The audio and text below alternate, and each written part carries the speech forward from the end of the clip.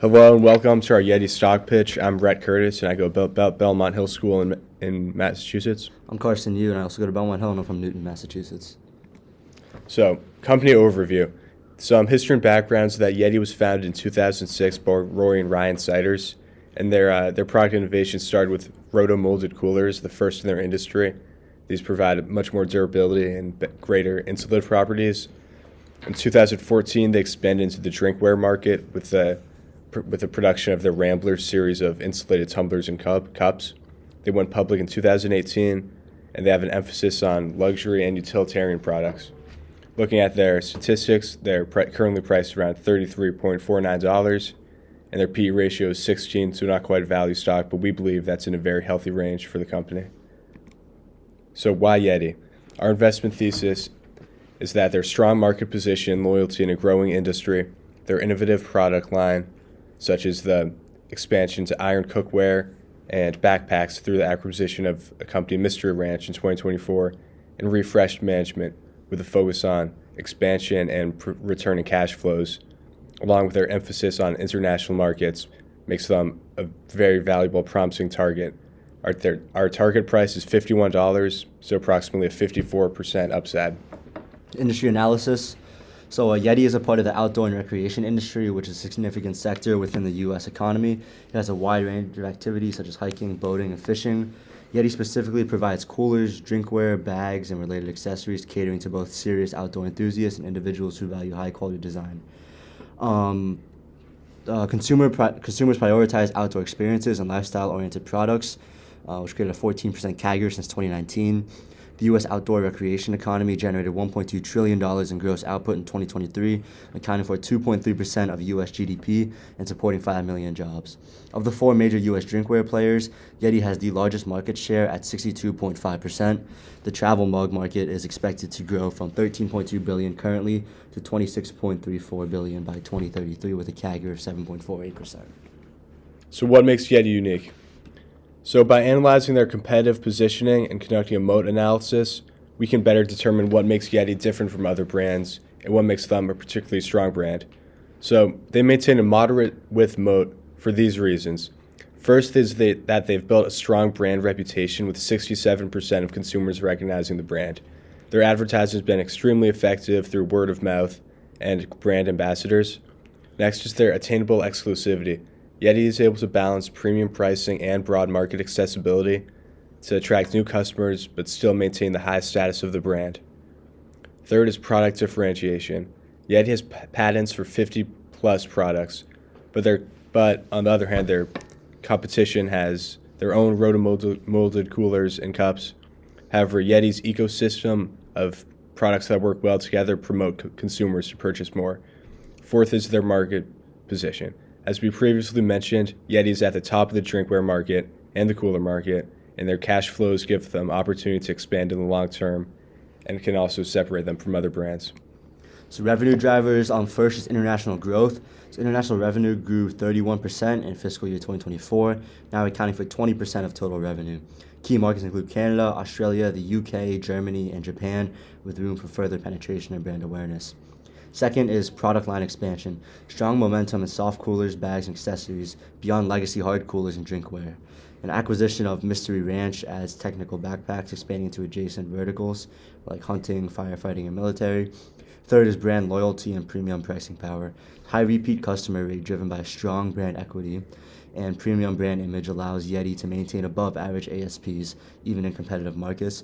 Lastly, wholesale channel optimization. So partnerships with Bass Pro Shops, REI, Dick's Sporting Goods, and other specialty retailers provide scale and distribution. Strategic focus on selective wholesale to preserve premium brand positioning.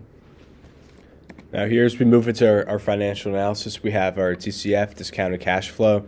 This is what we use to assume intrinsic value. And what we've seen over the past few years is that YETI is earning more and more every year. And in 2025, we predict a cash flow increase of roughly 5%. This correlates to a sales increase by YETI's own estimate of 5 to 7%. However, their expansion into international markets such as Japan will cost some capital. So once those markets are settled in the years 2026 and 2027, we project cash flow growth rates of roughly 9 and 8%. Their EBIT flows remain very constant, and This gives us the confidence to invest into YETI and predict their value. And now, looking at their valuation, we believe that YETI's price is really undervalued.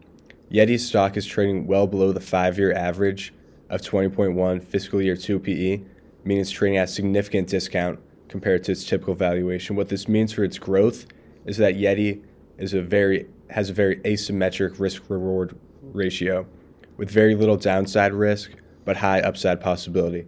And to justify this price, we believe that YETI is likely to move back to the 17 to 18 PE range, and given their projected EPS of 2.9 to 2.995 for 2025, we can assume a target price of just over $50, leaning towards 51. YETI has a consistent sales inflow from quarter 4 2022 to quarter 4 2024, as shown on the graph. The inflows regularly exceed the outflows, which is a bullish signal. They are consistently increasing margins, allowing them to spend more. And as shown in quarter 4 of 2024, YETI spent more money, which led to a greater cash inflow.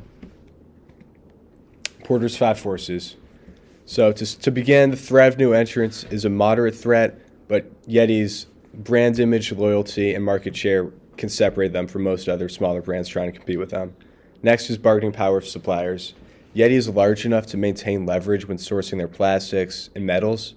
YETI also has many very different suppliers, which gives them safety if one were to fail. Next is the bargaining power of buyers. Although YETI has a perceived superiority and loyalty, other brands such as RTIC can draw some buyers. Next is a threat of substitute, which is a significant threat. YETI was one of the first premium cooler producers, but companies like Igloo and Coleman can offer generic products that are serviceable for most people, but priced far less, making them more attractive. Next is industry rivalry, which is a high threat, the highest threat, because there are competitors at every price point for YETI, and so they really have to separate themselves through their pricing and their loyalty. ESG considerations. YETI maintains a strong commitment to their ESG frameworks with a very negligible risk rating.